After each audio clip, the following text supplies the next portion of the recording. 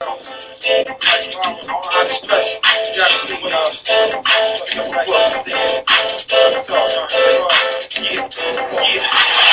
home, somewhere all alone, I'm reading, preparing for war with these demons. Exercising, practicing my breathing. Live for purpose, there's nothing for no reason. I come home, then I work out, clean up and cook, take a shower, write a rhyme, then I pick up a book. Maybe some John Henry Clark, Christopher Columbus, and the African Holocaust. Don't even know Holocaust. Maybe some famous forces, psychological development of African children. It's time for some building.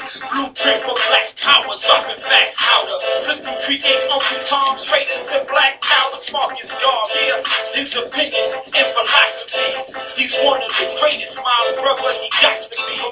No TV, my brother, we got to read. Soldiers gotta be sober, so my brothers put out the weed. Yeah, it's not sexual weather. They hunger some trees. It's documented. When I read it, I started to weep. I'm up all night studying, falling to sleep. Gotta finish the ISIS papers. The chapter is when I'm home, somewhere all alone. I'm reading, preparing for war with these demons. Exercising, practicing my breathing. Live for a purpose, do nothing for no reason. When I'm home, somewhere all alone. I'm reading, preparing for war with these demons. Exercising, practicing my breathing. Live for a purpose, do nothing for no reason. I'm not reading no trashy novels, I'm not watching no Medea. I'm reading live from death row, Bible Mia. Reading some George Jackson, blood in my eye. I'm a soldier, just in case you were wondering why the autobiography of Malcolm X gave me self-respect. So if a cracker disrespect, I'm pulling out the check. Layla Africa, African, holistic health. McClure Anderson, black labor and white wealth. Power economics, most of y'all is hooked on chronics. You better pick up a book, get hooked on phonics. Read on the horizon by an irritated genie. Yeah, I'm building with the brother every time I go to DC. Black Holocaust 2000, like Dale Jones. And the information in that book is swell dome. Reading some UBP, the doc of the people, revolutionary suicide. The music is free. When I'm home, somewhere all alone, I'm reading, preparing for war with these demons. Exercising, practicing my breathing. Live for a purpose, do nothing for no reason. When I'm home, somewhere all alone, I'm reading, preparing for war with these demons. Exercising, practicing my breathing. Live for a purpose, do nothing for no reason. Peace. This is Nayaba Alende.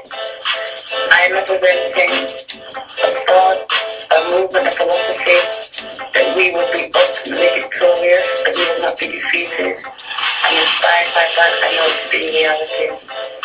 You should read Coco Bandit, and I make production images by Del Jones, the war correspondent. Peace. Yeah, this is Bless from Messiah Clothing in the heart of Brooklyn, 799 Rogers Avenue.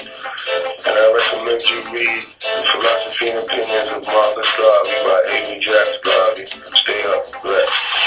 Coach Mayas representing United Front, Ghetto Movement. The book I'm reading when I want to get my mind right is Race First by Tony Martin. Simply because Garvey is the foundation and the root. Yeah, peace. It's a little brother Divine Around. Live to the front line. New Black Panther Party. National Youth Minister. Right now I'm reading Spiritual Warriors Are Healers by Baba Ifudishi, the master teacher. African martial arts. Cooking Ghana in Google. Every black man, woman, and child should have this book. Read this book, study this book, and research this book to get more of a thorough social, scientific, philosophical, and spiritual growth and development phase going on in their life.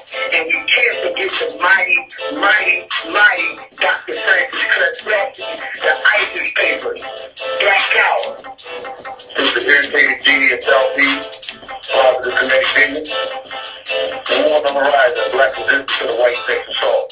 Brothers and sisters all across this planet need to read this book right now because we're in the midst of warfare. Europeans are trying to destroy our people. As African people, we have to unite, understand the forces that we're facing, and unite so that we can destroy our enemies and liberate our people. Hotep family, welcome to the BB for Hodie with the Wallamu and Yabarudi program on War on the Horizon.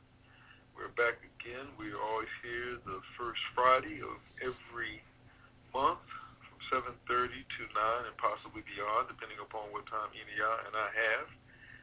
It's going to be me and the family tonight. Ina is very much involved in the 5th annual Youth Health Science Fair here in Atlanta, which involves pretty much all of the independent black African, well, I'll just say black educational institutions. And it goes on for 2 days, and the children get a chance to do some research. The focus tends to be a lot on health, at least it has been since the beginning, in terms of what is good for us and what's bad for us. And they're learning as they're doing the research for these presentations about what's good to eat and what's not good to eat, and what's good to breathe and what's not good to breathe, and what they should be reading and shouldn't be reading, and how to go about the business of being able to feed ourselves.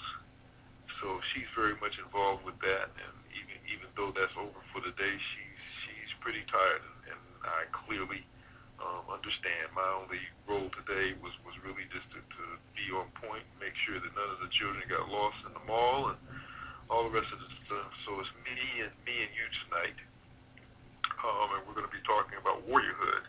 Before we do, though, I want to give out the number, and I'm going to give it out twice, and hopefully I'll remember to give it out again, because I do want folks to call, and I do want to talk to folks for a while. I do have a little extra time, so if folks have questions or comments or what have you, maybe we can have a little discussion or back and forth, or just Q&A for a while after I finish saying a few things.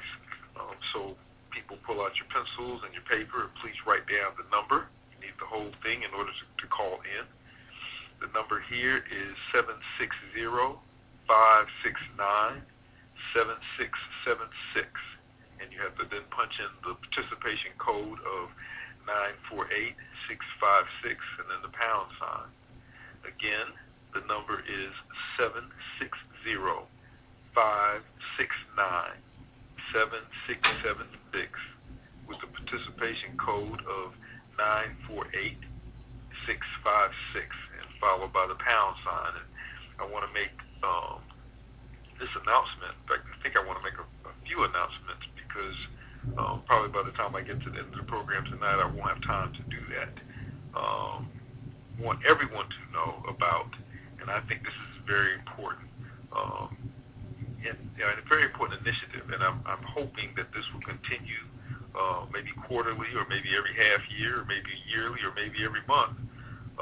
There's a new, not agenda, but a new program, if you will, here at War on the Horizon, which we're calling Sound Off with the Irritated Genie. And that's going to have its introduction, it's going to have its debut this coming Monday at 7 o'clock Eastern Standard Time, 7 p.m. Eastern Standard Time. And this is really a time where the listeners, the members, the War on the Horizon family, hopefully there won't be people who are not part of the War on the Horizon family who would fall into the category of idiots trying to call in and mess everything up, because this is supposed to be a time of reflection, of constructive criticism, of suggestions for improvement, even if you will, thoughts of appreciation, because we need to also not only be critical of each other, which is very important for our growth and development, because no one is perfect, no one is a perfect mirror of themselves. So they need other people who are honorable, who they can respect, who they have their best interests at heart to tell them when they're deviating from a particular path, or when there's something that they're missing in their conversation, or something that they're not saying. So this Monday at 7 p.m. on War on the Horizon with Sound Off with the Irritated Genie is the opportunity for folks who love African people and want African people to attain sovereignty and understand War on the Horizon's role in the movement towards sovereignty, and our movement right now towards sovereignty, can call in during that time. I don't know the span of the program. I just know that it starts at 7, and of course, if it's what I would like or what I hope that it would be, then it may go on for hours. As long as I said that these comments that are brought to people who are calling in, the warriors who are calling in, are about the business of making critical comments that are constructive, that suggestions in terms of how War on the Horizon can be improved, both on and off the air. Maybe even what topics that folk want the Irritated Genie or other folks who are members of the War on the Horizon broadcasting family to address. Maybe specifically asking that particular individuals talk about this topic or that topic because of what is their perceived expertise. And again, of course, also thoughts of appreciation. I'm of course not going to be part of this Irritated Genie thing, but we need to show some appreciation for what has been done and what is being done, because this War on the Horizon program came from somewhere. It came from a mind that had a vision, that wanted this to go a particular way, that wanted warriors to understand things in a particular way, that wanted warriors to see, and yes, I say in a particular way, that's very important, wanted warriors to understand the concept of enemy in a particular way, and wanted warriors to have a clear line, no room for a gray area, no room for a safe space in terms of being a warrior. But again, and this is the last time I guess I'm going to say this. I've been talking about it for a while because I'm pretty excited about the idea of this. That's going to be Monday night at 7 p.m. Eastern Standard Time. Sound off with Irritated Genie. So hope to see everybody here. And again, the phone number to call in tonight, as well as then I'm assuming that the phone number doesn't change from program to program. I'm pretty sure that it doesn't. The number for tonight is 760-569-7676 with participation code of 948656, followed by the pound sign. And I wanted to make I really want to make two quick announcements before I get going here. Three, really.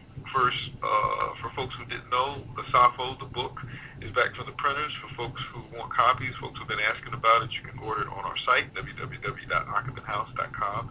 The other two things, the first is we're pretty much finished the course, that online course that's going on now, but we have a course scheduled to begin the 5th of March online, which will also run for 4 weeks every Wednesday night for those 4 weeks starting March the 5th.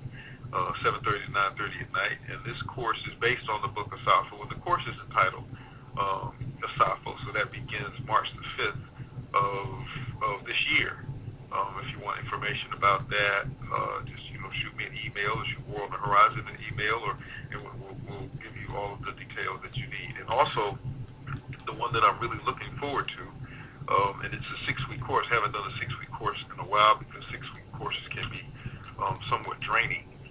Especially when you have a full-time homeschooling program that you also have to deal with. But I'm going to do another 6-week course this summer because it is called for. This course is going to be entitled Sexual Insanity. And we're going to spend the first 2 weeks dealing with the sex imperative. We're going to spend the next 2 weeks dealing with homosexuality and the feminization of African males. And I've done a course before on the sex imperative, but I've never done a course on homosexuality and the feminization of African males. And the 5th class will deal with Yoruba's eunuchs, and the last class will deal with solutions. So I'm really going to be dealing with the material in 3 books, Sex Imperative, Homosexuality and the Feminization of African Males, and Yoruba's eunuchs. And that will be from June 5th through July 10th. That's going to be a 6-week course. So again, shoot me an email, send me a message on Facebook, whatever. Just let me know that you're interested, and I will be glad to give you the information. And I'm sure War on the Horizon would have no problem giving you that information either. Okay, so tonight I want to talk about warriors, part of this message to the warriors discussion, which is to me so very critical and so very important. The book was written just like Evil was written because we need some ground rules, we need some basics, we need just a general idea about what warriors need to be about, from which warriors can go and create themselves in their own reality. They can create whatever it is that they need with a good grounding, with a good understanding. And I think that I am or have been allowed to be in a position where my thoughts on this matter, this personality, this role on the front line can be trusted to say the majority of the things, or at least a significant number of the things that warriors need to think, warriors need to be about on the front line. So I'd like to start out with something which I'm not planning on reading anymore tonight, but I want to read from the next to last chapter in the book, a set of rules. And from this set of rules, I'm not going to talk about anywhere near all of these things in this set of rules, but I think that these are important, just like the daily affirmations that people have, or a mission statement that warriors should have on their wall somewhere in their residence. This is a set of rules which I think are extremely important, which help to define an African warrior scholar who's on the front line, who recognizes that we are at war. And of course, I should have started this whole statement with the fact that the statement that we are at war. I need to start each one with that, as Kamal Cambone suggested a number of years ago, and I could find absolutely no reason to disagree with him, because that's an actual fact, and it needs to be stated repeatedly so that we don't lose sight of that, just like we need to say repeatedly of Bibi Fahodie, so we do not forget about it. Where war is a statement of fact. It's been a statement of fact for us for thousands of years. And we need to be aware of this, and we need to act on that fact. Those who are warriors know that they are warriors. They know that they have something to do that is important. To be a warrior requires a very special kind of person. That's why there aren't that many of us. It requires someone who really has a major issue with injustice. Really has a problem with it, and recognizes that the injustices of this reality are almost completely against African people.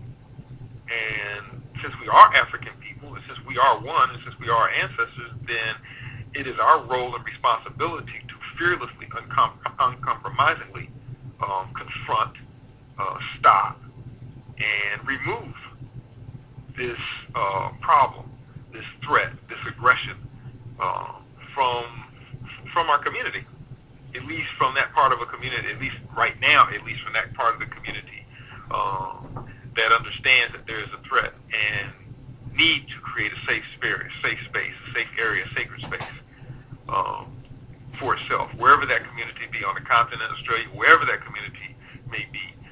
Warriors are there. I seriously, beyond serious, I know that there is no place where there are Africans where there aren't warriors. I know that for a spiritual fact. I know that my ancestors did not just say, okay, well, we're just going to have some warriors in that place that they call the United States. We're everywhere. The problem is that we are so few, and for some of us, that is perceived as a problem in a negative sense. I'm saying problem in terms of the ability for us to confront this enemy, this problem, quickly. Of course, then again, if you think about it, maybe it's not something that needs to be confronted quickly in terms of this being over fast. When you have a problem of this magnitude, and assault of this magnitude, and aggression of this magnitude against the people, it's not going to be quick. So you have to have people who are in there for the long haul. You have to have people in there who understand that they may not see victory during their lifetime. They may not see that victory during their children's lifetime. You have to have people who have that seventh generation mentality, seventh generation vision, where what they do is based upon the benefit 7 generations down the road, not the immediate benefits, because the problem is so huge. All you have to do is to go into any mall in any predominantly black area, or anywhere that blacks predominantly go, and just find you a bench someplace, like I'll do when I go to the mall and do editing, and just occasionally look up and look around and see the level of mental insanity you see among African people of every single solitary age. to know that this is going to take some time, because first the threat has to be dealt with at a local level so that the collection of children, the families of the warriors themselves, can be secure enough for the warriors to go out and do the kind of damage that needs to be done, or to work the magic within those spaces that needs to be done. So when I say that's a disadvantage, that it's a problem because there's so few of us, I'm not talking about it being a problem in terms of that being something that is going to call for our defeat. It is something that will make it difficult, but that also is part of being a superb warrior, encountering struggle repeatedly and learning from that and building from that and honing yourself against that struggle so that you become stronger, prepared for the next bigger struggle. So the numbers, it can't be that large. There's too much fear, there's too much ignorance, and it's going to take the movement, the development of people in small numbers, in small groups, progressively moving forward in order to correct that. And I know some people may disagree with me on that. It needs to be done now. We need to all the rest of this, or it won't be done. But I can't see it being done quickly because of the magnitude of the problem and the depth to which we have internalized our side of the problem as if it is normal and natural for us. It's different when everybody recognizes that there's an enemy and you have some warriors and they go to do the work, and the people protect and supply and all the rest of that, the warriors, and that's very different from when the vast majority of the people believe that they are that they are the enemy, that they are themselves the enemy, that the enemy loves them more than life itself, and that their whole mission, they were sent here to convince this enemy that they are human and that they should be treated more humanely, and that their power is God-given, and they're supposed to rule over the earth, and we're supposed to assist them to rule over the earth, and our only goals in life are supposed to be to find ways to get more of the crumbs of their extortion from other African people, or even including ourselves. So we need to begin every discussion with, I guess, two things. One of the things we need to begin every discussion with a libation, particularly every public discussion, even every private discussion, with an individual or more than one individual, and with the statement that we are at war. But the following listing that I'm going to give you is in the chapter, the Warriors' Rules in Message to the Warriors. And it's about a page, a little less than a page. But I'm asking people to listen very carefully. If you don't have a copy of the book, please get a copy of the book. Please read it, because this is like bits and pieces of a summary of the ideas that I talk about in here. But if you don't have a copy of the book, if you can't afford a copy of the book, then find someone who does have the book and ask them. I don't think I have a problem with them making a copy of page 159 and 160 out of this book for you to have. But please make sure that you get an understanding of what this discussion is about, because people have been asking, okay, well, how are we defining warrior? What does that mean? And this is my answer to that. So the rules, well, really, this is a description of warriors. The rules is really not, well, yeah, it is appropriate, but I'd rather just say a description. And so this is sort of like the statement that the warrior would make in terms of to self. Okay. I have an unqualified love and respect for our children, complement fellow warriors and elders. I believe in our race first. I do not sleep with my enemies. I have no white or other non-African bed partners and do not procreate with them. I am strictly heterosexual. I neither condone, support, nor promote sexual insanity. I am not an interracialist. I do not have white friends. I do not associate with enemies unless my survival depends on it. I look to the wisdom of my ancestors and elders for direction. I am prepared for any exigency. I dress for war, not display. A traditional sense of decency always guides my appearance. I daily listen to consciousness-raising revolutionary music. I am a thinker, not an intellectual. I apply what I know. I am deeply spiritual, not religious. I do not align myself with enemy-based communist, socialist, internationalist organizations. I am not and do not associate with feminists. I uncompromisingly work toward the complete and total liberation, empowerment, and sovereignty of African people. I am not contradictory in what I think, say, and do. I am resilient. I will never give up. In one of these, about halfway through, I will use the word exigency, and I need to define it because I was asked that question in class here. Sometimes I use words that I've been using for a long time that I really like, or both, and I will forget that everybody doesn't have a knowledge of certain words that I may have knowledge of. Of course, they may have knowledge of words that I don't have knowledge of. But exigency is the word that was in one of these instructions, if you will, or descriptions, and it says, I am prepared for any exigency. That means I'm prepared for anything that will happen. Any possible scenario that comes along, I'm supposed to be in some way, shape, form, or fashion prepared for it, either having experienced before, thought about it, or have acquired as many skills that I possibly can so that whatever may happen, I will in some way, shape, form, or fashion be prepared for it. Now, warriors are well, before I talk about warriors, because that can really be a good conversation. Warriors have enemies, because war means that you have enemies. War means that you're fighting against somebody, not just a little pit-pat type thing. You're trying to remove them from existence if they're interfering with you being yourself, or if you are aggressive type people, you're trying to remove them so you can steal their stuff. But when we talk about warriors in this book and in my mind, warrior to me is synonymous with African nationalist.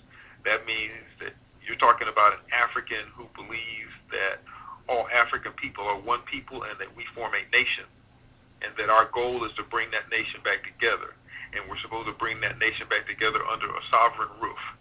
That's supposed to be the goal, and that's what we think about when we think about a warrior. So when I'm talking about warrior, you can throw in words in that definition like nationalist, like sovereignty. All of those things to me are the same thing. It's just a matter of how many words you want to use. But for me to say warrior means sovereignty seeking. For me to say warrior means that I am a nationalist, a Pan-African nationalist. That's automatic. So when we're talking about a warrior's enemies, and we want to use general definitions that allow us to deal with whoever may be the problem, whoever may be at fault, that we can say that our enemies are any person, living, deceased, or yet to be born, who in any way, shape, form, or fashion works against African people gaining sovereignty. That's an enemy. Now, there may be different degrees of that concept of enemy, and those different degrees are only for the purpose of us determining how to deal with those individuals from the worst possible scenario to the easiest possible scenario, from killing somebody to ignoring somebody. But that concept of enemy is in its general sense, is very, very important for us to understand that it is anyone. At this point in time, we don't have time to sit down on either side of the line of community, if you will, and have conversation with people who are acting against African people. We don't have time for it. And I said the degree to which we deal with it will depend upon the intent and the degree to which it works, or the level to which it works against African sovereignty. If it's and if it's the intensity of the threat. Because some people make a lot of noise, but their bark is a whole lot worse than their bite, or they may be toothless. They may just have gums that they're barking with, and those individuals you can ignore. And then there are some individuals who will shoot at you, and they have to be, of course, dealt with in a different way than those individuals who will call you all kinds of names from 2 blocks away. So, but that doesn't mean that both of them are not enemy. So we have to understand that we're talking about anyone who is working against African sovereignty, anybody working against African people becoming empowered, liberated, sovereign, African sovereignty. And in saying that, we know that its age is irrelevant, sex is irrelevant. Nat Turner was clear on that. Khalid was clear on that. It doesn't make a difference. The enemy is an enemy. There's no civilians during wartime. And Europeans will only use the word civilian conveniently, especially when they're talking about people who they want on their side, or when they're talking about their own kind of people, if you will. But there are no civilians in war. So we're not making any distinctions based upon age or based upon sex. And I say sex, I don't say, well, I'm not going to get into discussion that. Maybe I'll deal with that. There's some of the difference between sex and gender, and why Europeans are now wanting people to say gender instead of sex. We also have to understand, as enemies, in terms of dealing with enemies, that we know Urugu. We know Urugu well. We know the persistence. We know the aggression. We know the single-minded focus of complete and total domination of the universe in their mind. So there is not even the slightest possibility, as some people would imagine, put them on the island of Australia and put barbed wire all around and just fill the waters so that they're all shark infested, and fly helicopters over with radar to check on them on an hourly basis to make sure that they're not developing any kind of technology, blah, blah, blah. You can't contain people who are determined to be evil. It's impossible to contain. And you may be able to isolate them for, I don't know, a few thousand years, I guess, but they're going to find a way. Just like I said, life is going to find a way. Death is going to find a way too. So when we're talking about enemies, we have to think about that in terms of the mind of the enemy, and whether, it's like when I guess for some of us, when you were in school, there were some people who you got in a fight with, and if you just beat the living daylights out of them, then that would be the end of the discussion forever. That would have been enough. They just had a lot of mouth, and you just need to shut them up one second and embarrass them, in front of their mama, what have you, and then that girlfriend or whatever, and that would be the end of the discussion. You wouldn't have to worry about that person ever again. In fact, that person might even eventually become friends. So that individual you didn't really have to worry about, but those individuals who it didn't make a difference, that they just love to fight. They just love to hurt people. Beating them down one time was not going to be enough. That would never be enough. Essentially, if you wanted to stop them from attacking you, then they have to be removed from existence. Then the existence that you're talking about is maybe out of the neighborhood, but we're not talking about people who you can move out of the neighborhood, because we're all stuck on the same planet, and we can't. There isn't a place where they can be isolated, where they can't come back from. That we have to understand. This is the logic that I give in the book, which to me is so simple logic. We get people who want to have these long conversations about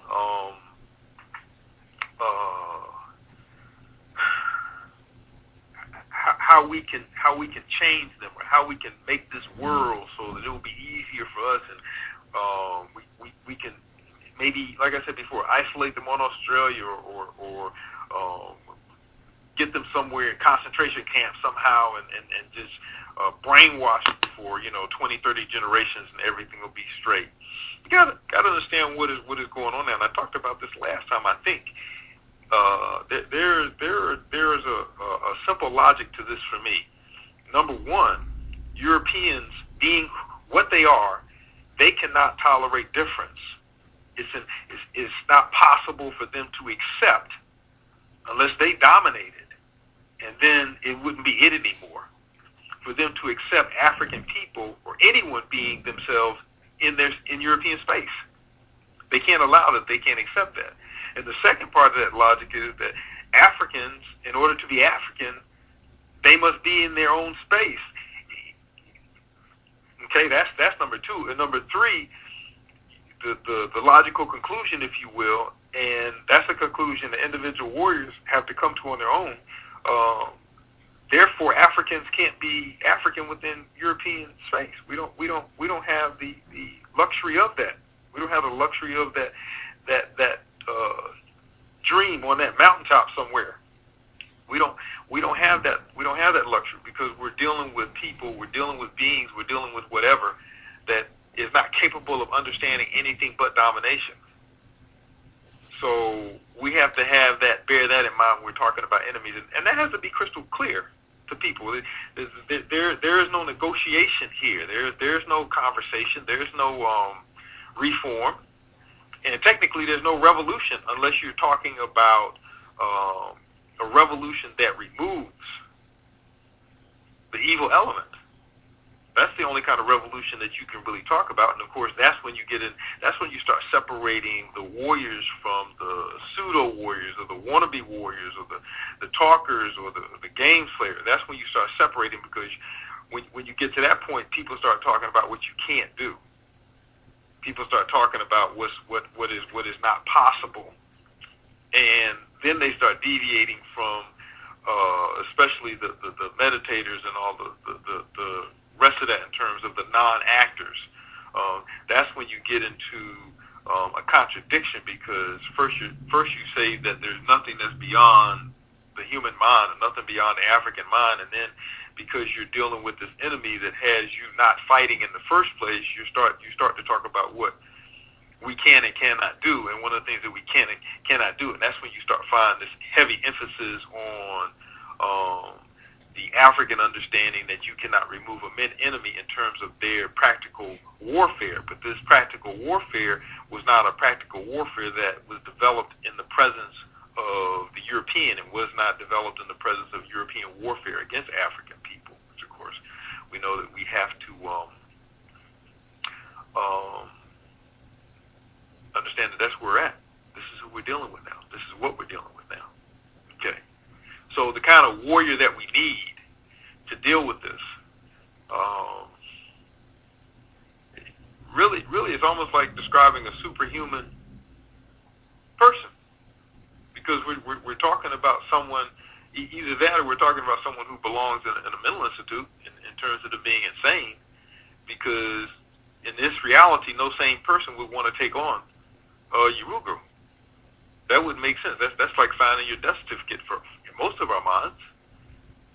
So you're talking about someone who is sort of like that crazy fearless. Not crazy like crazy stupid, but crazy fearless, where you can't afford to even consider the possibility of fear. It's not even a part of category, and it has to be to the point where it's not even a part of your thinking. It's not something that would ever come up as a thought or as a question, because you've moved well beyond that. Fear is irrelevant. Fear's got nothing to do with it. Of course, pain may be an issue there. Nobody wants to be in pain, but that's different than fear. Okay, and I guess pain comes along with that, but that's very different. I don't think anybody except a serious masochist really enjoys, and of course the masochist enjoys it because their mind is so twisted that they are misinterpreting the signals that their brain is receiving. But that fear factor cannot be a part of the warriors, and that's extremely difficult for an African who is the descendant of Africans who have been under assault for thousands thousands of years. Fear is the easiest thing to have. Fear is the easiest thing to be. So the warriors are very much an anomaly on this planet among African people. So to be a warrior among African people, to be an African who is also a warrior and recognizes the fact that they are at war and they must act in this particular way, whether they liked it or not. And of course, they should like it. Put you on a different level. And when I say level, I'm talking about how you think, because it's not like this hierarchical elevated level, because technically warriors are supposed to be, in terms of levels, beneath their people, because their job is to serve their people. Their job is to be the servants of their people. Their job is to do everything to help their people and to not take anything from their people, and to not expect anything in terms of service or what have you from their people. That's something that we see repeatedly in the books. A warrior doesn't take anything from his or her people, doesn't expect his or her people to defend him. That's his job. That's her job to do that. And that takes a special kind of character. Under normal circumstances, where you're maybe in combat with people who have equal amounts of power, relatively equal amounts of power, relatively equal levels of technological development, military-wise, or what have you. But when you're talking about individuals who are overwhelmed, numerically overwhelmed, at least in terms of the places where they are most volatile or willing to aggress against the enemy. In these places, they are militarily and they are numerically overwhelmed, not just outnumbered, but overwhelmed. It's more than just outnumbered, outgunned. It's overwhelmed. It takes a special brand of courage. It takes a special kind of mind. It takes a special ear that listens to their ancestors a particular way in order for you to be, for that person to be a serious warrior. Anything else is play, because this is no game. These are our children. This is our future. Either we're going to become liberated, empowered, sovereign people, or we're going to be assimilated, absorbed, disappear into whiteness. Those are the only two options. Those are the only two options. There's no other option as far as I'm concerned. There's no other way for African people to be African people, and that is to remove our threat so that we can be liberated, empowered, and sovereign. And in the process of removing that threat, recognizing the nature of that threat. So whatever is done has to make sure that threat never returns, because we're not doing this just to get some breathing room for 50, 60, 70, 100 years. We're doing this because we want to permanently, if that's possible within in this universal cycles, if that's possible within this universal cycles, we want to permanently remove that threat. And if we can't remove that threat permanently, at least for 60, 70, 80,000 years, I think I could settle for that. Maybe, well, not really, but still, it would have to be a long time in terms of the removal of the threat, because I don't want my great to the 20,000th power to have to be concerned about having to deal with this evil again. So when we're talking about warriors, of course, we're talking about those that are fearless. We're also talking about those, and it takes a special kind of, I keep saying special kind because it's special kind in all kinds of variables. It takes a special kind of connection to spirit. I'm not talking about someone who has gone through the rituals and the rites and become a Kung Fu or what have you, all of it, even though that, of course, can be a very good thing depending upon the person's mind, depending on the person's consciousness, okay, because becoming a quote-unquote spiritualist, if your politics are not about African liberation, then becoming an African spiritualist isn't going to change that.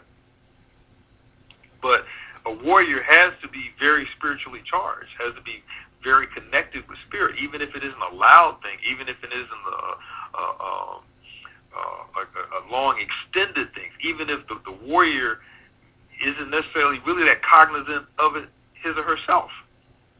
they have to be really spiritually connected in order for you to do this work.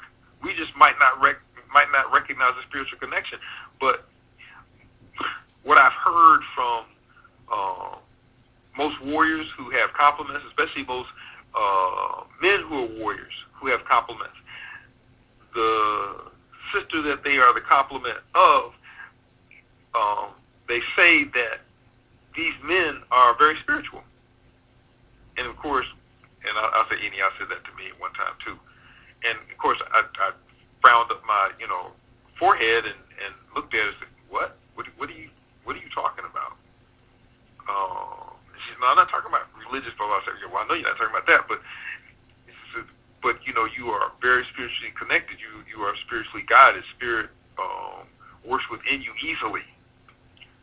And I've heard that from a lot of brothers, and I've heard that from a lot of sisters relative to being warriors or being in the presence or being the complement of a warrior. I said it's maybe something that we recognize, may not be something that we recognize, but it's there, and we think and act in a spiritual way. And maybe that has something to do with thinking righteously. Maybe it has something to do with operating under the oracle of Ma'at, which has to do with righteousness, seeking out balance, seeking out reciprocity, trying to correct the universe, which automatically should connect you even to a greater extent with the universe, which is spirit, than, I guess you say, other people. I don't know. I just know that in order for you to do this work, you just can't do it off of your sweat and your blood and your bones and your nutritional intake. There has to be and your anger, your righteous rage, because that's not going to carry you but so far. There has to be something else that carries you for years and years and years and years and years, for 24 hours a day over all of those years. Okay, so the simple human stuff isn't enough to do that. So it's got to be a greater variable there, one that cannot be accounted for with Western science. Warriors also are knowledgeable, and this knowledge doesn't require 20, 30 books, and depending upon the mentality of the person, it may only take 1 or 2 videos and a life's experience, or it may take 1 or 2 or 3 books only, because those books opened up what was already there, what they were already seeing, but just had not been able to articulate in a historical way, or our historical way. So the warrior, in terms of their knowledge base, they need to know their enemy as well as their self, because if they don't know their self and they don't know the enemy, they're not going to know what to destroy and what to build. Because what was that quote in what was his name?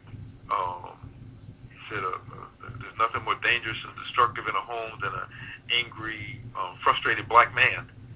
So you can have the Nathan McCall, Makes Me Want to Holler, is in that book. You can have all the righteous rage in the world, but if you don't understand the source, and you don't understand who you are, so you don't know how to rebuild what you are as a people, then it's a waste. I firmly believe that was why, and I don't have to believe it. It's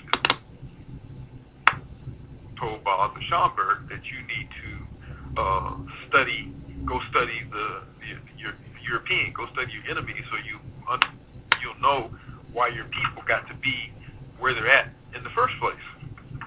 So a warrior has to be aware. Warriors have to have a knowledge base. They have to have a knowledge base that's grounded in history and that's grounded in our story.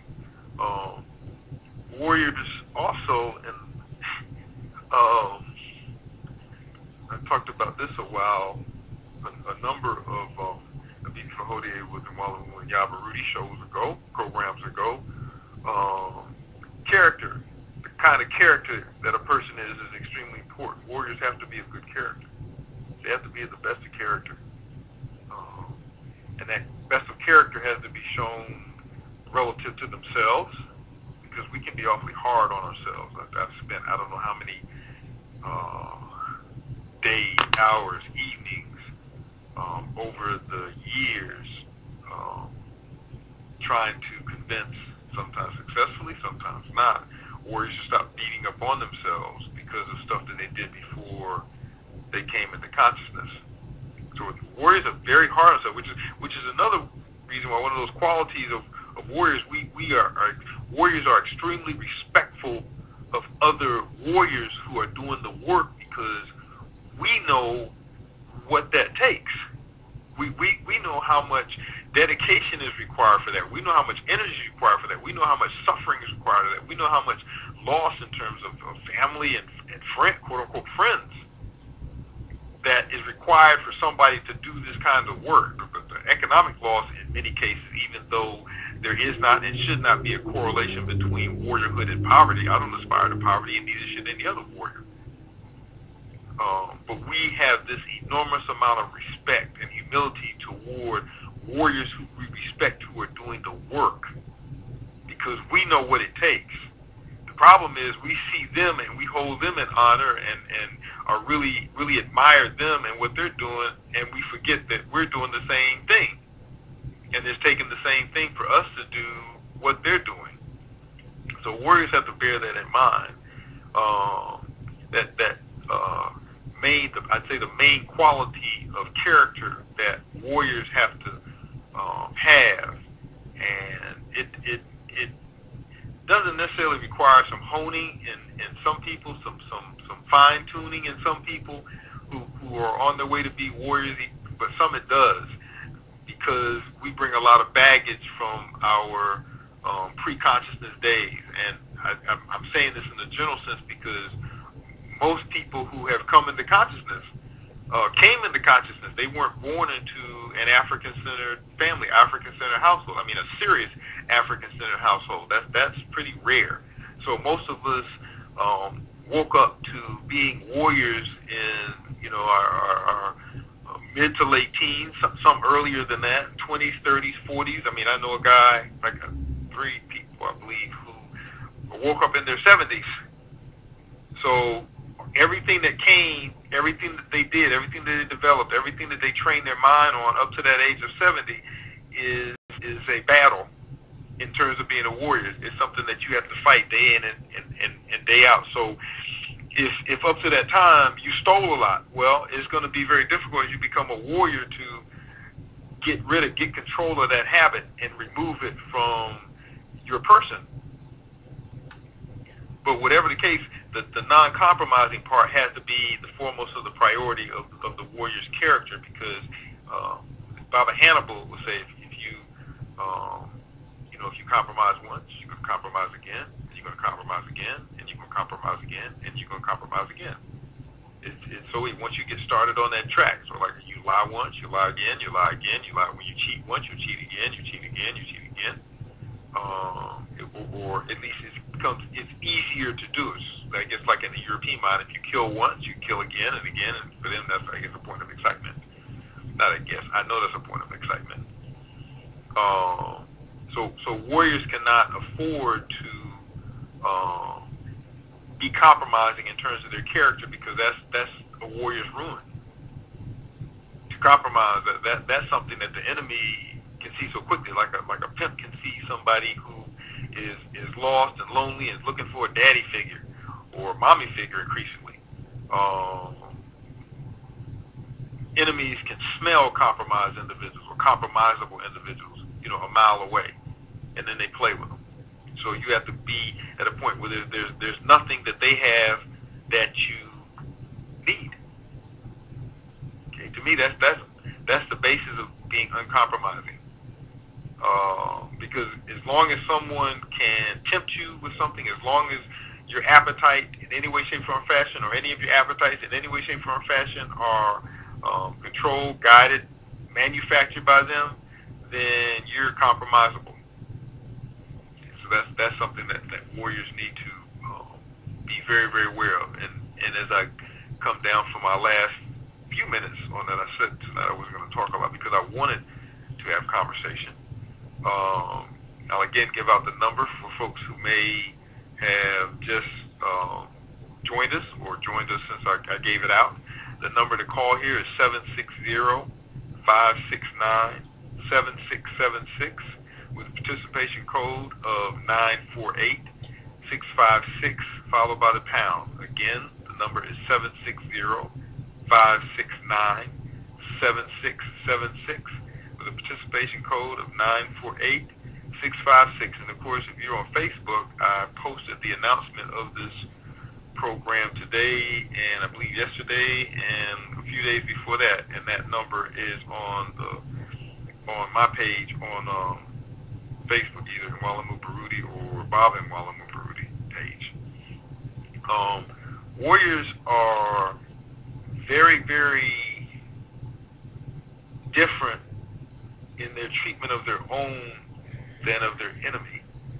Warriors also understand that there are people that they can act as their own African, their natural African selves around, and there are people who they have to be on guard against because those people don't know what it means to be African, even though they may be African, and they'll see you as a sucker and try to figure out ways just to mess up your day or to trip you up or what have you, or to play you for a fool.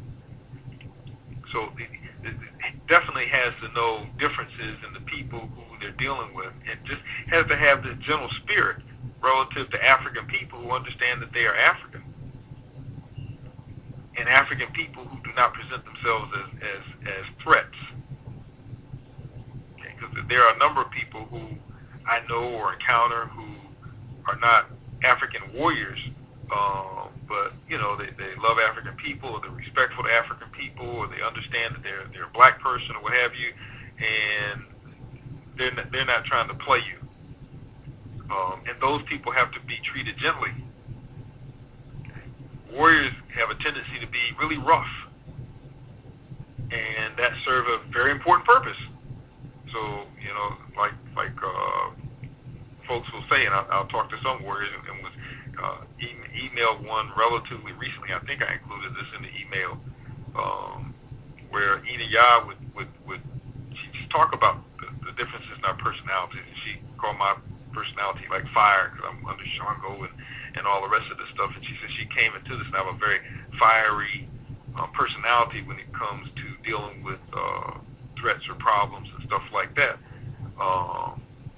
But we have to be able to control or learn to control and modify that energy so that it doesn't negatively impact on those who are closest to us, those who are in our circles, be it complement children, other warriors, elders who, even though they are warriors, really have been, if you will, phased out of the warrior stage because they're not supposed to be doing that anymore. Younger people are supposed to be doing that, not the elders.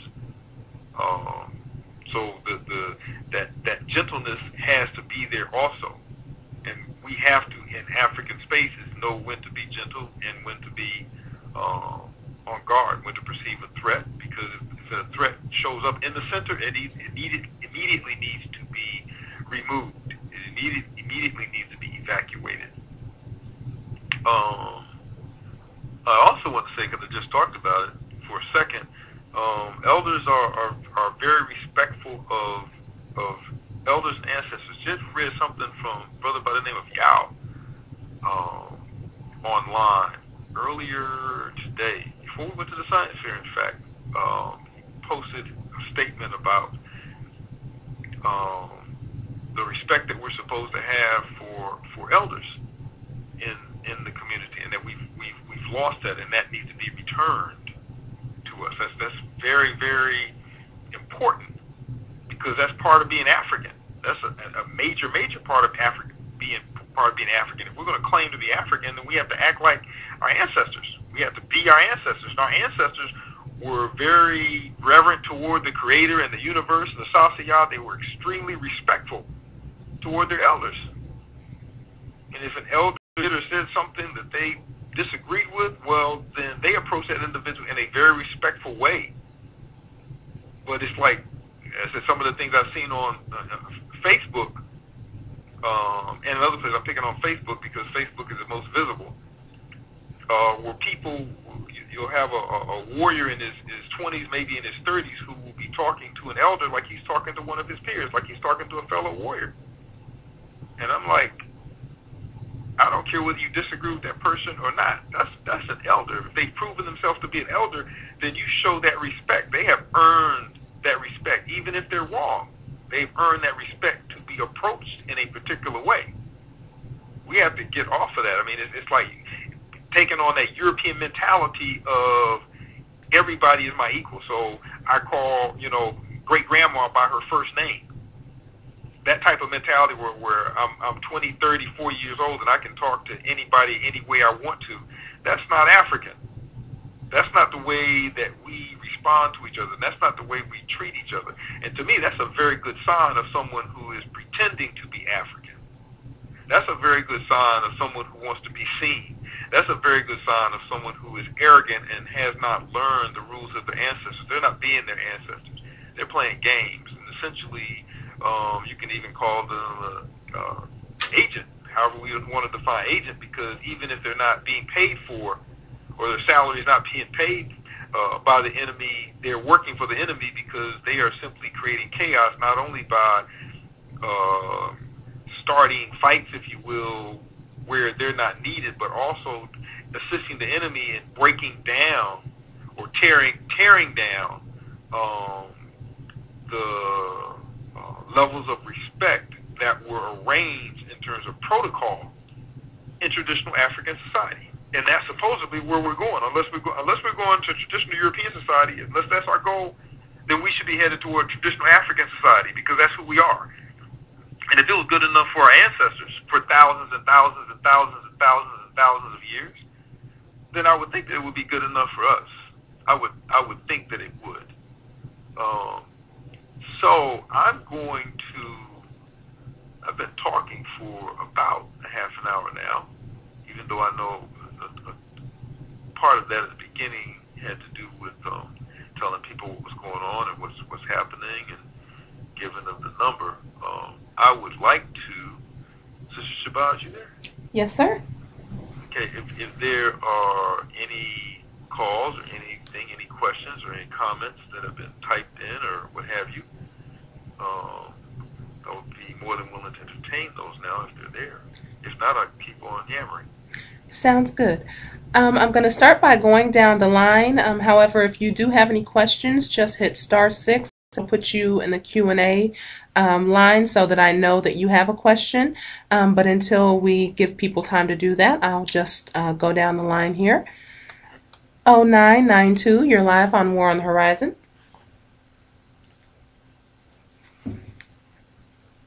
Oh, 0992. All right, we'll assume that they're just listening in, and from this point on, we'll just go to the Q&A. If you have a question, please hit *6. All right, you are live on War on the Horizon, brother. Peace, Sister Shabazz, the BB for Odie, Baba, this your Moana Quayle, Brother True. Peace. BB for Odie, warrior, I recognized you as soon as you opened up your mouth. I knew who you were. How you doing?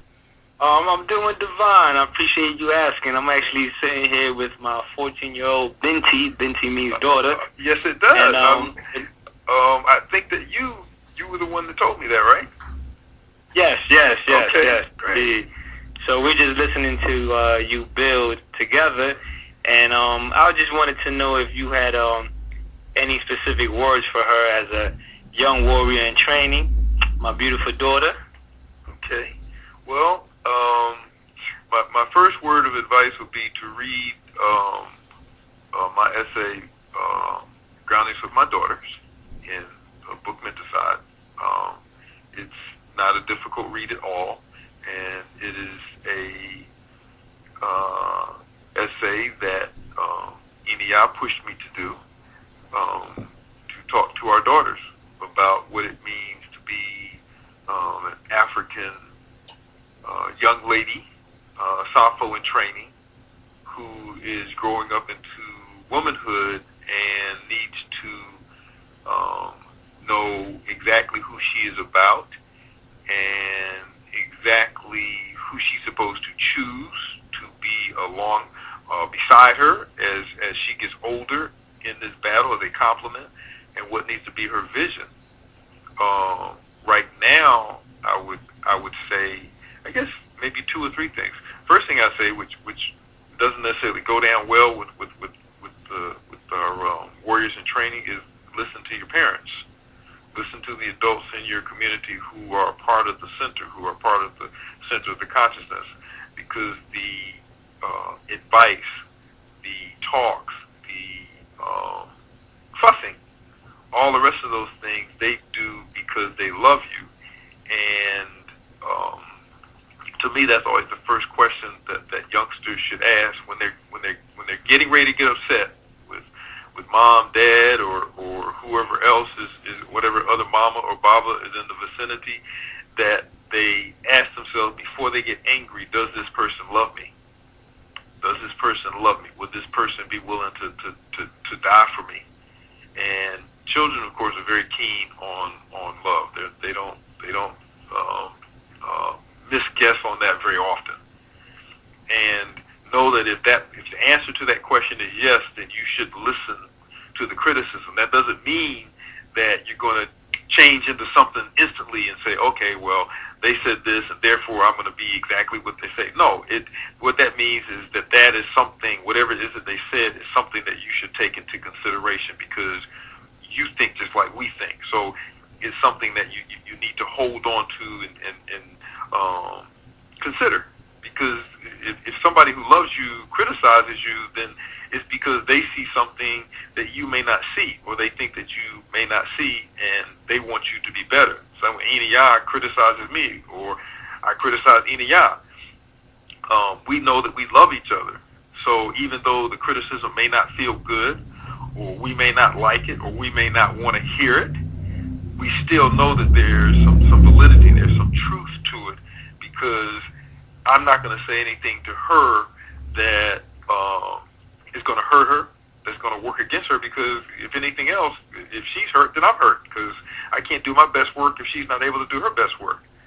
So, to take the time to listen. The second thing I would say is I was getting ready to say, read all that you can, and of course that's still read all that you can that has to do with the consciousness that you are trying to develop, or you should be trying to develop. But there's a thought that keeps coming to me. There was a continental African who was a very well-written individual, and he wrote like at the academic level with all the big words, and most people didn't read him, but he was a very, very intelligent man, very, very intelligent man, and he was aware that he was an African, even though he was in this alien environment. He still tried to place some of that, infuse some of that into what he wrote into his conversations. And one of the things that he said to me was really so simple, and it made all the sense in the world, and it helped me to better understand myself, because before really hearing that, I thought I had issues, just like before I realized that my slow reading wasn't a problem, because most of the people who were reading faster than me, they weren't retaining most of what they were reading, but I was reading slow and I was retaining almost everything. What he said made perfect sense, because I like to read, but I don't love to read. My brother loves to read, but I like to read. But I love to just think. I love dark rooms. I love spaces where there aren't people, and I'm not antisocial, but I love spaces where there aren't people, where I can sit down and think. I love to think. And when this guy said, read a little, think a lot. That's what he said, read a little, think a lot. And it clicked. So even though you do need to read as much as you can about our story and about our enemy's stories, you do need to read as much as you can about male-female relationships. You do need to read as much as you can about world geography and how it's changed over time. You do need to read serious books dealing with African black psychology, so you understand how we think. You need to read about menticides. You need to read about all of these things, but you need to read with a lot of thinking in between turning the pages. Okay, you need to don't feel that there's anything wrong with taking that book when you finish reading this paragraph 3 times, because it took you 3 times to get through it, because this was such a serious paragraph, and put that book down, put a marker in it, what have you, and then just sit there and chill and let whatever it was that you read just sort of around in your head. So your mind can figure out, sift it, put it where it belongs, and restructure it so that your understanding of it is better and more appropriate for your situation. In terms of reading, though, the one thing that I suggest that young folks read a lot when they get the opportunity, because this is easy reading. It's something if you got 5 minutes here, you got 5 minutes here. Read books of African proverbs. Read books of African proverbs. That's our wisdom. That's our not necessarily our story in terms of events that happen, all the rest of that, but the proverbs are our wisdom. So we really need to read and think about and even try to memorize. And my memory isn't the greatest in the world, but because proverbs are so wise and they fit situations so perfectly, you don't have to spend a whole lot of time trying to memorize them. They just sort of stick, in there. And also don't be so harsh on yourself. That I think is important. And I don't put this in the category of being a warrior, but I just put this in the category of being a human in terms of being an African. And I'll say it in terms of warriors too. Don't be so hard on yourself. Mistakes are going to happen unless you're perfect. Annie always talks to, particularly one of our students here who is a girl. She tells her all the time because she's always trying to be so perfect. You're going to make mistakes. If you were perfect, then you wouldn't be able to tolerate other people, and no one would be able to tolerate you, because you'd be expecting everybody else to be perfect like you are, and wouldn't want to be around you because you did everything right, and they did most of the things that they did wrong. So, be gentle on yourself. Be kind to yourself. Don't be so hard on yourself when you make mistakes. You're going to make mistakes. The question isn't whether you're going to make mistakes. The question is, what do you do as a result of the mistake? How do you recover from it? What do you learn from it? How does that mistake help you? And when you look at mistakes in that fashion, then they really take on a whole new meaning. They take on almost like I'm waiting for the next mistake to occur so that I can learn something. You take on the approach that there's something good in it, even though those mistakes may be bad. There's something good in it, and when a mistake happens, you start looking for the lesson instead of looking for the pain or beating up on yourself because I was so dumb to do this, that type of thing. So that would be, I guess, the three things that I would say: listening to people who love you, reading but thinking more, and being tolerant of yourself. Expect to make a lot of boo-boos in life. All right, Sid. You got any questions for him? Don't be shy. Habibi Fahodie. Habibi Fahodie, how you doing? It's been a little while. You been all right? Yeah. Good. It's good to hear your voice. It's very good to hear your voice. Are we going to see you on the 9th? Are you going to be coming on the 9th, maybe? I'm not sure. Okay. Well, we'd love for you too. We'd love to see you. I don't have him that weekend, Baba, but I'm gonna try to get him. And Zinga will definitely be with us, though. Okay. Well, then you have to show this young lady the videos from the Message to the Warrior course. They should be ready in about a week or so. Okay. So she can connect a moving face to a voice. Because I've seen her. I know what she looks like. She might not know what I look like, but I know what she looks like. I've seen pictures. She's a beautiful young lady. She seen pictures and. You seen pictures? Oh yeah, she seen pictures and she watched the Manhood DVD. Oh, okay. And you were our Heroes and Sheroes, and she met you at the Nat Turner in Harlem. Wonderful. Nat Turner Day in Harlem. Wonderful. That's great.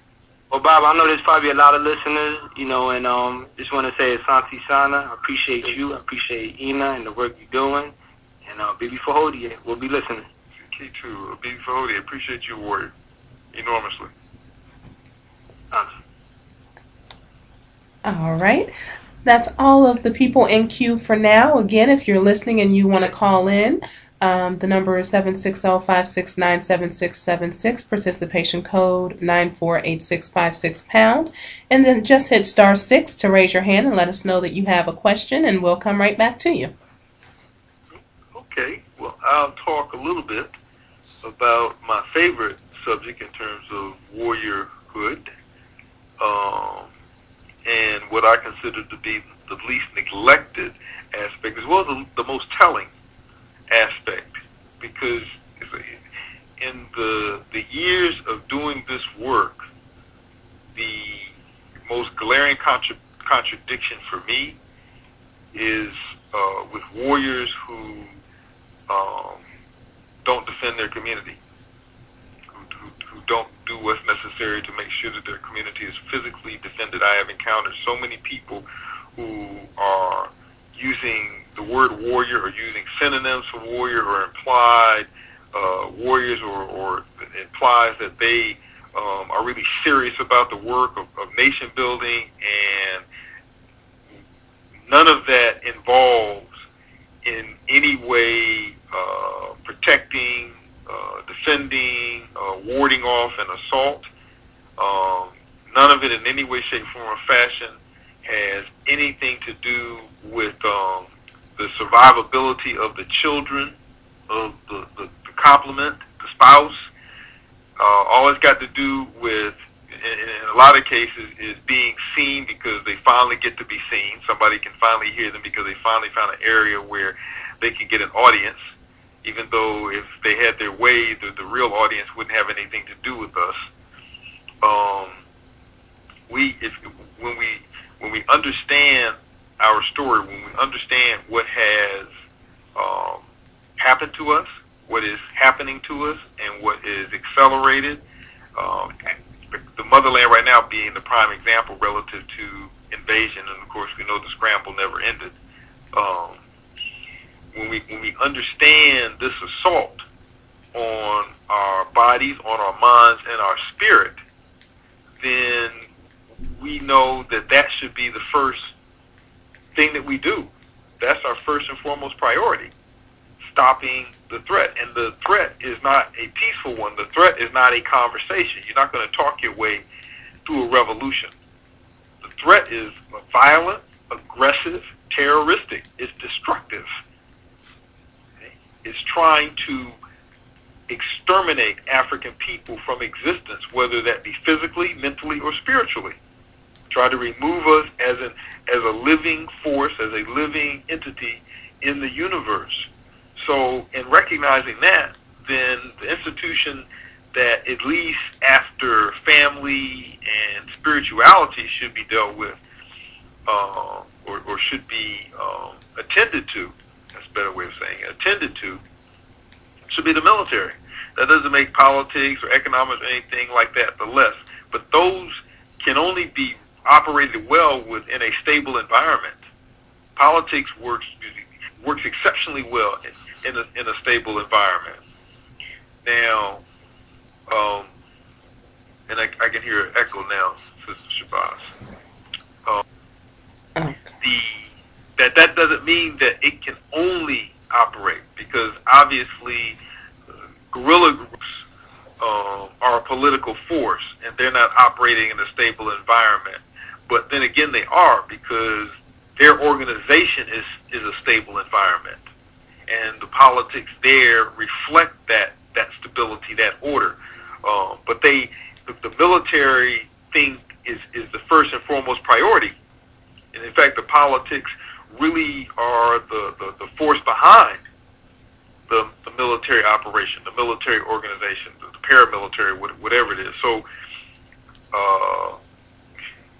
coming from the discussion I had earlier today that centered around January Clark's understanding that the nation building, the running of a nation, the practice of it begins with the running of a home, the running of a family. When we talk about preparing for larger battles than we have to practice in our day-to-day lives. Men in particular, if we're fulfilling the role of being a man in the African village, and like I said, with the rules, we don't pay attention to feminist thinking and orientation. That doesn't mean that sisters cannot protect and defend themselves. And yes, sisters do need to be taken to the range. Yes, sisters do need to learn how to clean, dismantle, put back together, fire a handgun or a shotgun or a rifle or all of the above or automatic, whatever it is. But the primary role of defense is supposed to fall in the hands of the men, and that's primarily because women are the primary nurturers. Women are the ones who breastfeed. I don't know a man who can breastfeed. And women are the first teachers. So because they came with this special role and this special nurturing ability, then a safe space needs to be made and maintained for them to do this without problem, without issue. So preparedness is a major issue militarily for warriors. Preparedness, being prepared, being ready for any exigency, as I said before, anything that can possibly happen. So warriors, in terms of warriors, can never be unaware. Being a warrior, being on guard, being prepared is a 24, 366 day a year phenomenon. It's not something that you do when you're at the paint, the paint range, the paint shooting range, what have you. It's not something that you only do when you at the real range. It's not something that you only do when you're out survival camping. It's something that you do continuously. You are always on alert. And I'm not talking about you being so hyper and what have you that your blood pressure goes up 40,000, points. We're talking about you just taking on the responsibility or being more observant of your environment, of being more careful in terms of your choices of the clothes and accessories that you buy, looking for those that are best suited to defend yourself, defend your family. Okay, so there are different types of, you wear belts, there are different types of belt buckles. Okay, and you need to be selective about that. There are different types of money clips. There are different types of shoes that we wear. There are different types of earrings that sisters can wear. Because some earrings can be used for weapons and some earrings can't. You can't use a feather as a weapon. Okay, unless you're going to tickle your enemy to death. You can't. A feather cannot be used as a weapon in combat. So the types of earrings that sisters get, there should be some functional utility in their beauty. Okay, there should be something there that they can use. Push comes to shove, because warriors know that there's no point of planned attack that you know of. There's no schedule that you can go and reflect on so that you can prepare for this minute or that hour or what have you. It becomes when you least expect it. So we need to be prepared when we least expect it. So warriors are supposed to be never unaware. They're always supposed to be cognizant. They're also always supposed to be thinking about the possibility of a threat.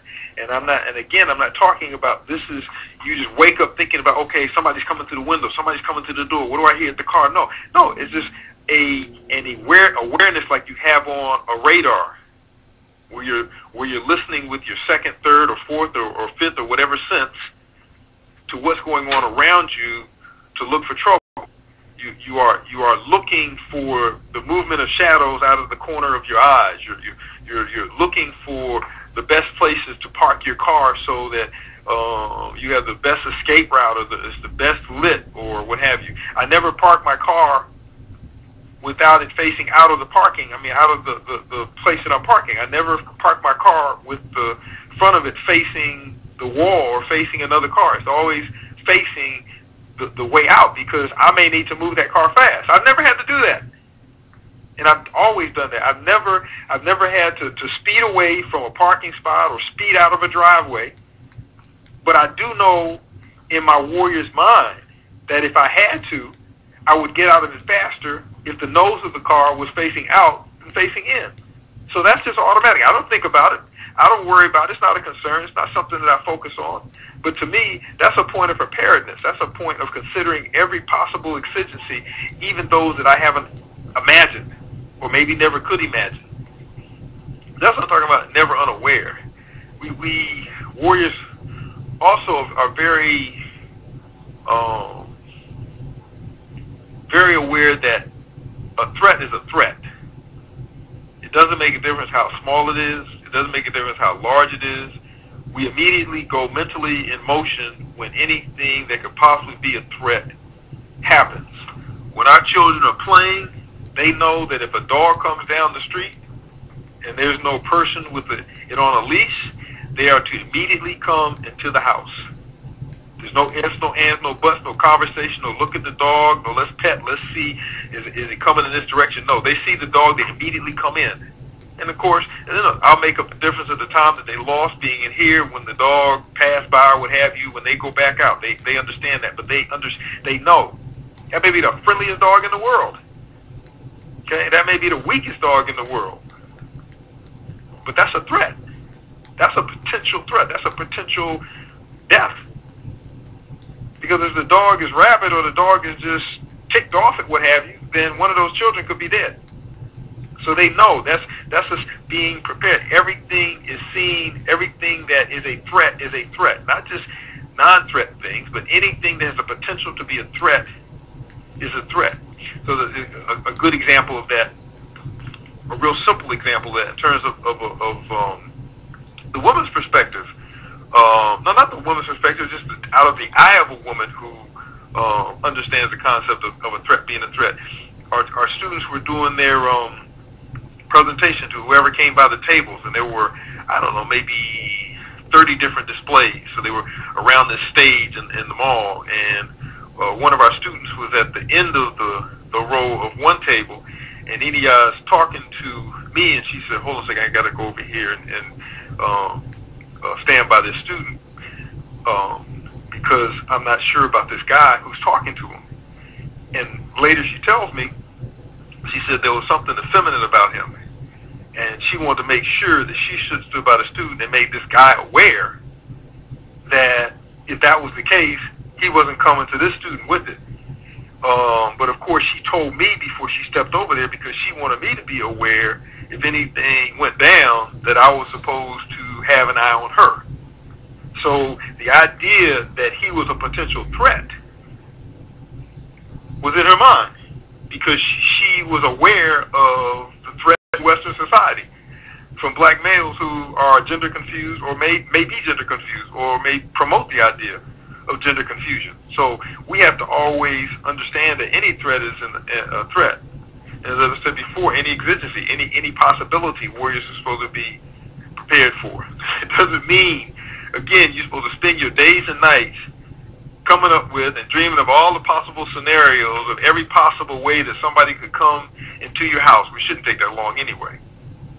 But I mean, in all probability, if somebody's going to come up through your floor in the middle of your dining room, then they're going to have to make a lot of noise with a saw. So that's not really an exigency that you have to spend a lot of time thinking about. I'm talking about real live possibilities, and then you can work outward from there.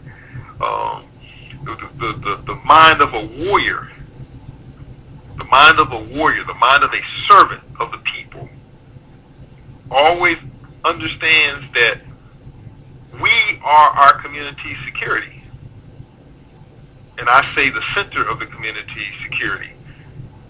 Because as we move further out, some people would see us as a threat, even within the conscious community, in protecting them. Because they would say it's unnecessary, the threat is not there. So we have to understand that at least within the centered part of the conscious community, we are the security. We are responsible for our community security. It's in our hands, it's in our laps, it's our responsibility, it's our role to make sure that there's security there, which is another thing about the science project, the science fair today. There were 3 Babas there who I'm watching, and they're watching everywhere, everything. They're having conversations or anything, but you can tell from how their eyes are moving and what they're doing and the directions that they keep turning to, that they're watching certain entries and certain exit ways. They're keeping an eye. And you didn't see that a number of years ago within the conscious community in this way. But we're responsible for that. Anything happens, there aren't any excuses. Nobody's really going to understand if we weren't on point. You're supposed to be responsible. You're supposed to act accordingly. No one is supposed to have to tell you or pay you or ask you. You know, that's not what's supposed to be going on. If we're calling ourselves warriors, we recognize that we're at war, then obviously we should be recognizing that there is a threat. And our response to that threat should have become or should rapidly become second nature. It shouldn't be something that we have to think about. It shouldn't be something that we have to plan for. It should be something that we automatically do because we recognize that there are natural threats for Africans and an anti-African reality. Also, this idea of a threat, it requires practice. It requires proficiency. It requires us to do this over and over and over again to get it right.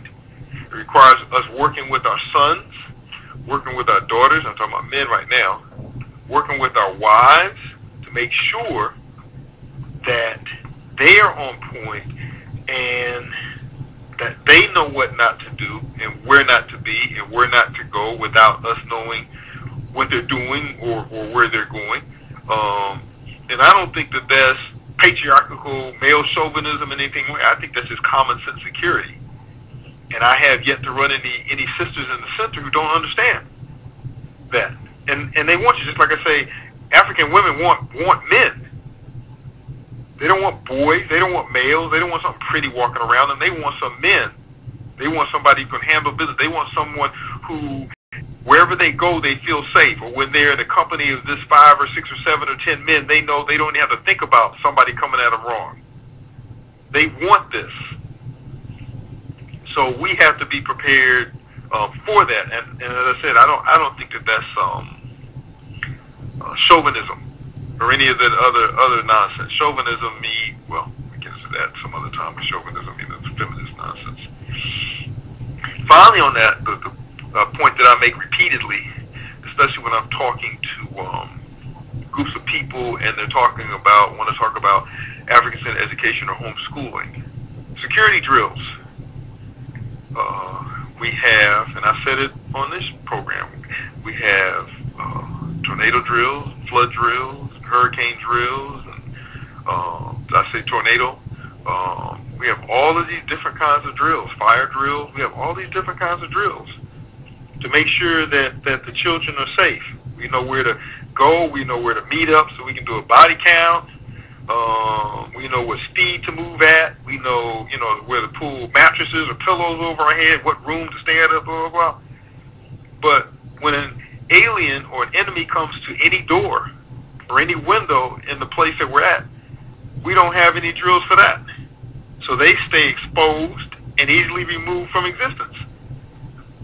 We have to develop within our personal nuclear, even though I really don't like that word, but we'll work with it now. Nuclear families and our extended families, which form schools and community gatherings and things like that. We have to have security drills to the point where, in general, and it can't be, I'll say it can't be always, because in some of the community gatherings you have new people, or you have so many people, or you have a mixture of people from the center of the community and from the community in general, and it's not possible to do that. But in those spaces where we pretty much control, pretty much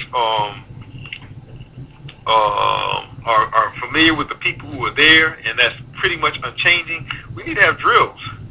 So if somebody comes to the door, if the meeting is in the front room or in the second room, then the person who answers the door, who should be someone who knows how to answer the door, who knows security, who knows to check on who's out before even thinking about reaching for the door handle or the key, they should be able to say a word or make a sound or touch a glass or whatever it is that they do to indicate that there's a threat.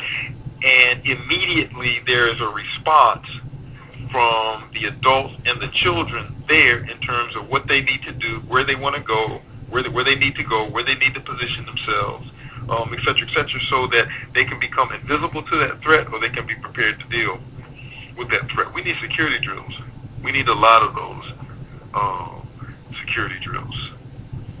Okay, I am going to officially stop there because I want people to get this book and read it so that we can have a, if you will, a uniform understanding of what warriorhood is, of what a warrior is. We need that.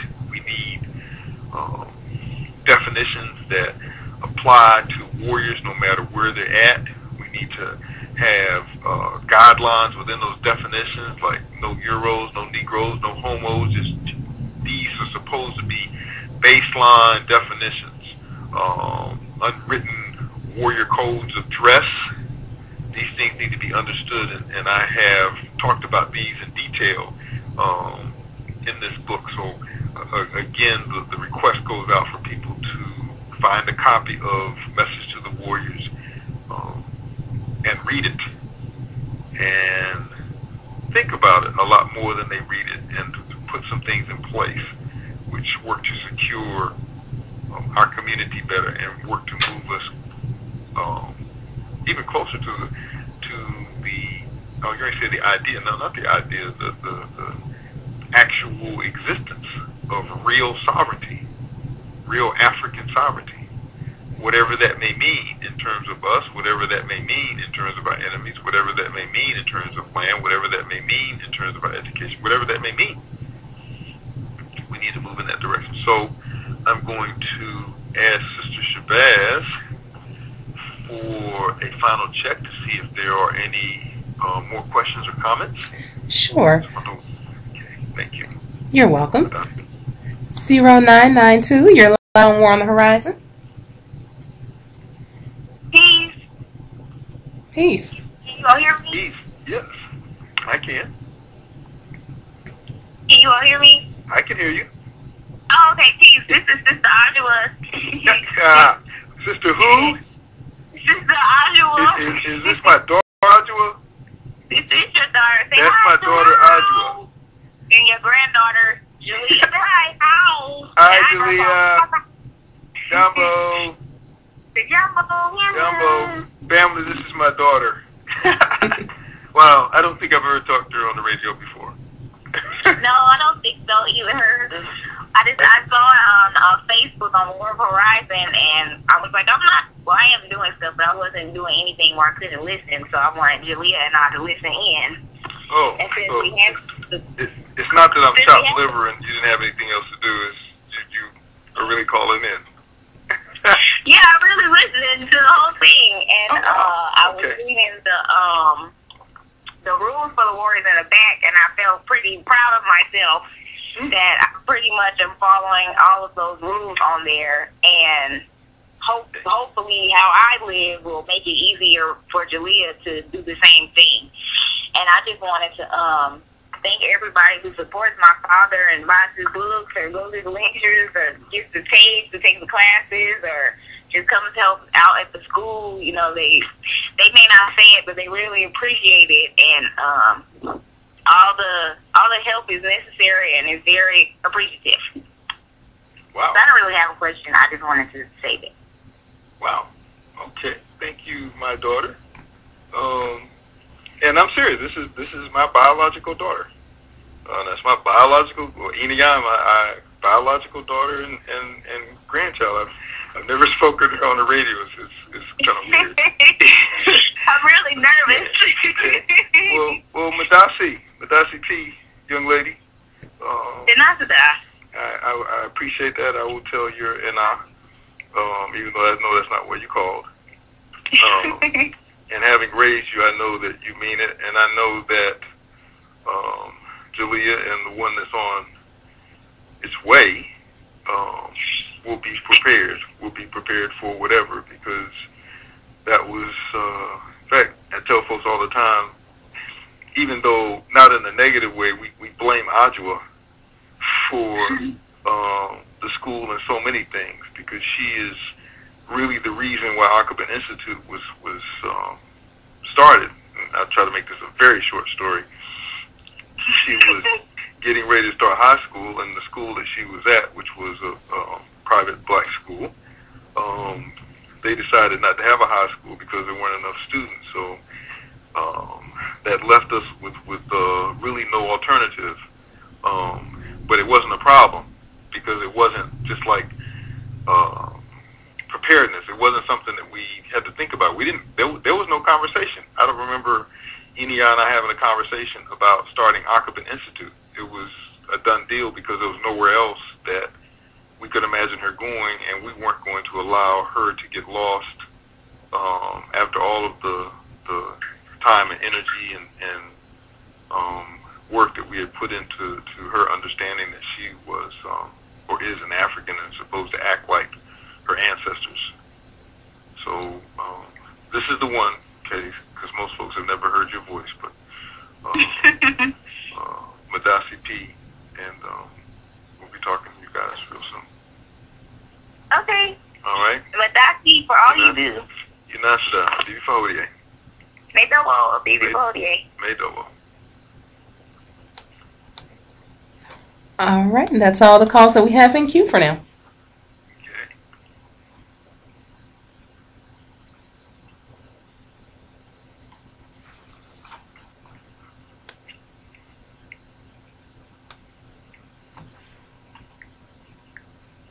Hello? Yes, sir. That's all the calls that we have in queue for now. Oh, okay. Okay, cool. Well, I've enjoyed the program. I'm still impatiently waiting for a certain book to come out in paperback or some kind of hard form so I can get my hands on it and read it, since I've heard some very good reviews on this book. So you have to let me know about that, right? I certainly will. Actually, it's going to be going to the printer very soon. I'm just waiting on somebody to give me the forward, and it'll be all set. Great, fantastic. We're waiting, and not just Enia is also. So let me at least do my last quick announcements. Again, I will remind everyone Monday evening, 7 p.m. Eastern Standard Time, Sound Off with the Irritated Genie, where folks can call in and talk to the Irritated Genie, constructive criticism, suggestions for improving War on the Horizon, physically and in terms of the media, thoughts of appreciation. I keep saying it each time because whenever we talk about having a town hall meeting or what have you, it's mostly about criticism. It's mostly about problems, and people forget to say thank you, to say Madasi for what has been done, because it's a lot to do what is being done here on War of the Horizon. Everybody, all of the people who are involved, it takes a lot of courage. And well, personally, I don't know anyone on here who isn't on the front of somewhere near or on the front of the front line, and the back of the front line requires extreme courage. So to have this and to have this program continue requires a lot of work and a lot of courage, and I think that needs to be appreciated. So at least some of the calls coming in ought to be about appreciation. So again, that's Monday evening at 7 p.m. here on War on the Horizon, Sound Off with the Irritated Genie. And the last three notices, again, the Sappho, the Book of Sappho, is back in print, so folks can order it from our site, www.AkabinAkobенHouse.com. There will be a course based on the book, which will begin March the 5th online. It will be a 4-week course, one class every Tuesday evening from 7:30 to 9 online. And also in June, from June the 5th to July the 10th, June the 5th to July the 10th, I will be doing a course entitled Sexual Insanity, where I will be dealing with the books The Sex Imperative, Homosexuality and the Feminization of African Males, Urugu's Eunuchs, and looking at some solutions. So, family, I've enjoyed being here. I appreciate your presence. Keep doing the nation-building work. Keep teaching our children and thinking in terms of sovereignty. Bibi Fahodier.